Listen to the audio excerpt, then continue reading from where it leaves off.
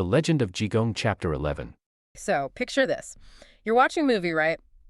And the genre just keeps shifting under your feet. Mm-hmm. 1 minute, it's this tense political thriller, with assassinations and corruption. The next, it's like a slapstick buddy cop comedy. And then, what, a disaster film? Exactly. A disaster film with massive explosions. And then it just wraps up as this moral fable about karma. It sounds like a mess, honestly. It sounds like a total mess. But in the story we're covering today, it is somehow a perfectly coherent, if chaotic, narrative. It really is a wild ride. We're looking at a specific stack of source material involving the legendary monk Jigong. And I gotta say, this might be the most escalated situation we've ever covered.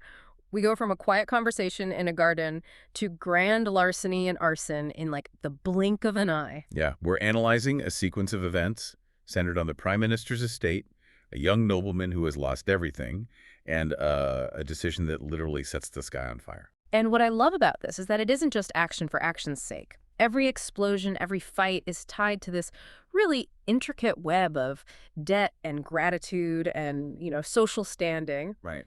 But before we get to the fire, we have to set the stage. The sources kind of drop us right into the belly of the beast and the garden of Prime Minister Qin Hui. Right. And beast is a fair description, given the politics. Yeah. It's the dead of night. We zoom in on a small room in the garden where a young scholar named Zhu Ziping and his elderly servant, Xu Fu, are staying. Now, on the surface, this looks like a nice gesture, right? The garden manager has invited this young student to stay and study, but digging into the backstory here, this isn't hospitality, is it? It's a trap. It is absolutely a trap. Mm-hmm. To understand why, you have to look at the garden manager, a man named Han Dianyuan. The text is not subtle about this guy. No. It describes him explicitly as someone who dislikes the poor and loves the rich. A classic villain trope, but it's personal for him, right? This isn't just like generic classism. Oh, it's very personal. Years ago, the scholar's father and Han Dianyuan were best friends. So close, in fact, that Han betrothed his daughter to Zhu Ziping when they were just kids. Okay, so there's a contract. A signed, sealed contract. But as often happens in these stories, the Zhu family suffered a catastrophe. A fire destroyed their home and their fortune. So Zhu Ziping shows up, basically in rags, expecting to marry Han's daughter, and Han just looks at him and sees a liability. Exactly. In this society, a marriage contract is legally and socially binding. You can't just tear it up. But Han wants to climb the social ladder, and a destitute son-in-law is an anchor. So he can't break the engagement without losing face. Right. So he decides to break the fiancé instead. He goes for the nuclear option. He invites Xu Ziping to live in the garden, supposedly to help him, but he has secretly hired a hitman to eliminate him. Wow. Yeah. If the boy dies mysteriously, the marriage contract is void. That is incredibly cold. Inviting someone into your home just to have them whacked, that's next-level villainy. So let's talk about the instrument of this murder, the assassin. Yin Shicheng. The sources paint quite a picture. He's a burly man carrying a heavy broadsword, and he's creeping into the room at midnight. Okay. The servant, Zhu Fu, sees him enter and immediately realizes, the game is up. And this is the first moment where the story really surprised me. Usually the servant screams or tries to fight, but Xu Fu does something. I mean, it's heartbreak. He drops to his knees. He does. And he doesn't beg for his own life. He begs for his young master. He tells the assassin, "Kill me if you must, but spare the boy." And he explains the whole backstory. The whole thing. The betrayal, the poverty, the fact that Han Dianyuan is murdering a boy just to get out of a wedding. And Yin Shicheng, the terrifying hitman, he stops. He actually listens. This is where we see that trope of the criminal with a code.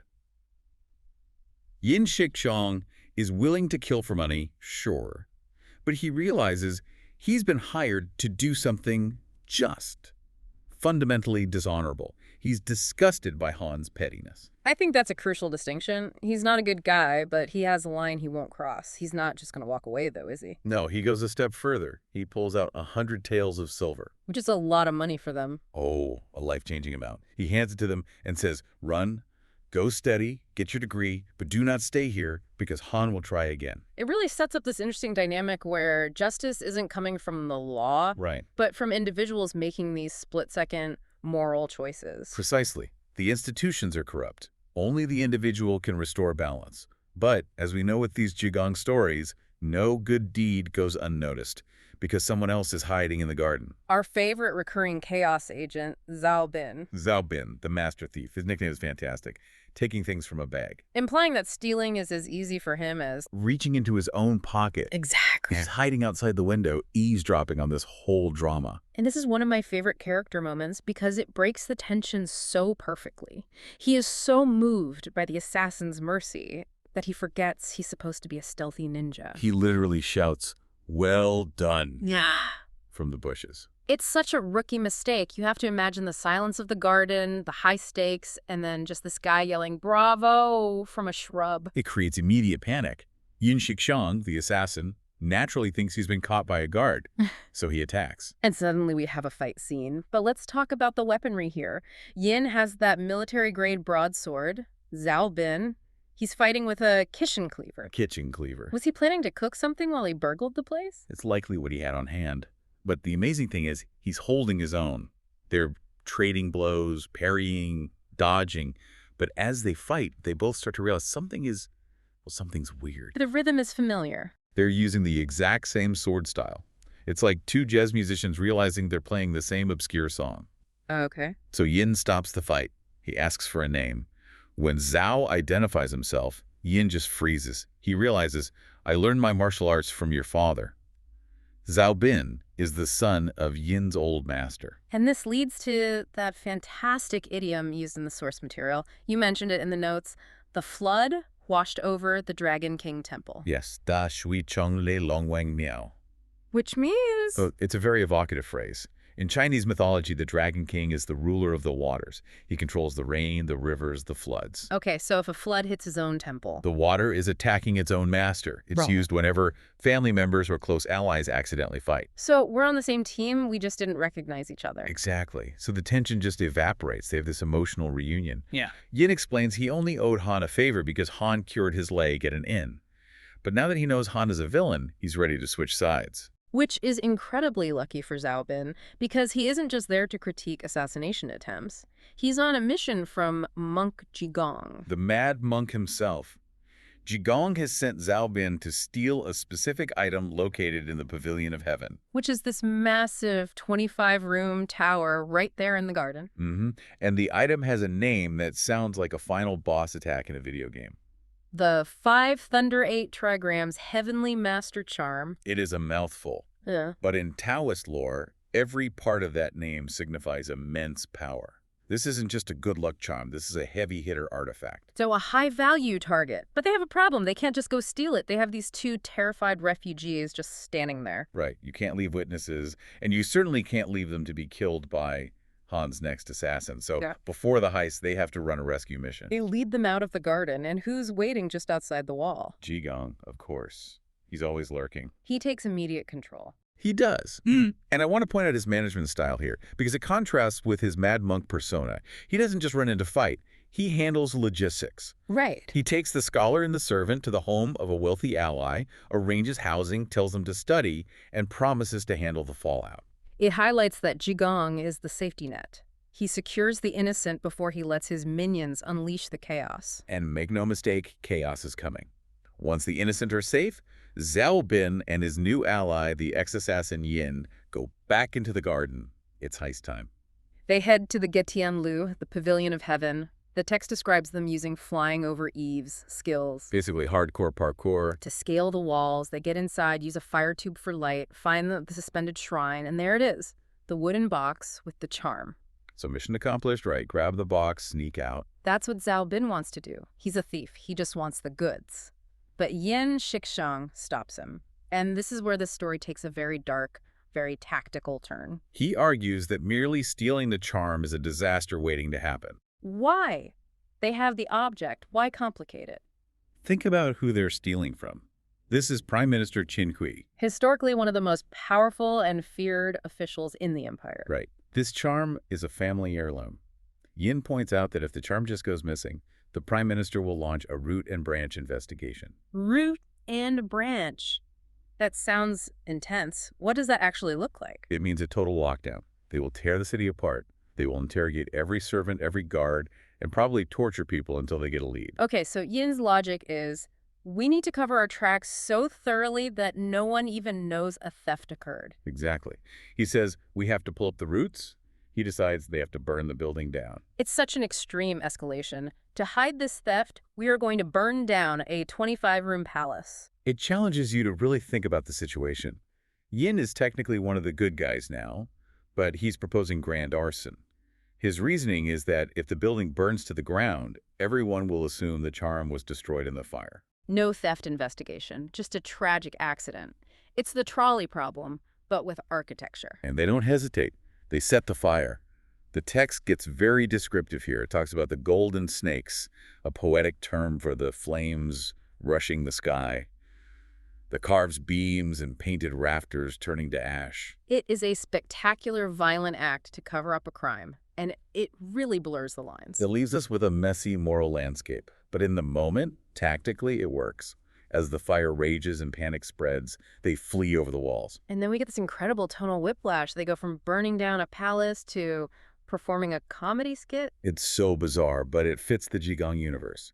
They land on the roof of Li Guoyon's house, where Jigong is waiting, and they decide to play the role of delivering deities. They start shouting, "My spirit has arrived!" Pretending to be gods, bringing the charm to Jigong. And Jigong, who orchestrated the whole thing, he plays along. He's down the courtyard acting all reverent and bowing. It's a performance for the host who's watching. Exactly. Jigong receives the charm and offers a sacrifice or a reward to the gods on the roof. I have to ask, what do gods eat in this story? Apparently, they like snacks. The reward is a small yellow bag with 500 coins, some incense rice, and 5 bowls of pastries, Pastries, after committing arson. which Zhao Bin, still in character, accepts before flying away to visit his mother. It's absurdly funny. You have this fire raging a few blocks away, and here they are doing improv on a roof for some rice cakes. It really shows that trickster archetype at work. The seriousness doesn't dampen their mood at all. So the charm is safe, the scholar is safe, but we still have one loose end. The villain, Han Dainyuan. The next morning brings the reckoning. Jigong walks out and gets news from a servant. The Prime Minister was, understandably furious about the fire, and since it happened on Han Dainyuan's watch, Han gets the blame. Which is sort of fair. I mean, he didn't set the fire, but he created the situation that led to it. Negligence, at the very least. The Prime Minister had Han beaten with 40 heavy strokes. The man is in agony, lying in bed at the Three Shen Inn, unable to move. So Jigong decides to pay him a visit, and this is the final piece of the justice puzzle. The inn staff begs the monk for medicine, but Jigong doesn't just hand over a pill, does he? No. He says something very profound here. He says, wonderful medicine cannot cure an illness caused by sin. He diagnoses the physical pain as a direct result of Han's cruel heart. He drops the act. He reveals he knows everything. He tells Han, I know you tried to kill your son-in-law. I know about the assassin. And then he offers a bargain. It's essentially blackmail for a good cause. I'll cure your pain, but only if you take Yu Zipping back and honor the marriage. Exactly. Han is terrified. He's in pain. He's been fired. And now this monk is exposing his darkest secrets. He has no leverage left. So he swears an oath. He says he will not have a double heart again, meaning he won't be duplicitous or he faces heavenly punishment. And just like that, Jigong gives him the medicine. What is it? Some rare herb. Just a piece of grime from his body, depending on the version. But the effect is instant. The physical cure follows the moral correction. The marriage is back on. So if we look at the scorecard for the night, in roughly 12 hours, Jigong and his team saved a life, stole a magical artifact, burned down a tower, and reformed a villain. It's a masterclass in what we might call chaotic good. Jigong doesn't work within the system. He destroys the system and the building to get the result he wants. But the story doesn't end with a happily ever after sunset, does it? There's a lingering sense of unease. No. As Jigong leaves the inn, having solved this massive problem, he walks into a crowd. The text says it's 3 layers deep, filled with resentment crashing to the heavens. Resentment crashing to the heavens. That is a powerful image. It sounds like the air is just heavy with grievance. It implies that while one injustice is solved, thousands more remain. He senses a new startling event. His work isn't done. A classic serial cliffhanger. One crisis is averted, but the world is still full of injustice.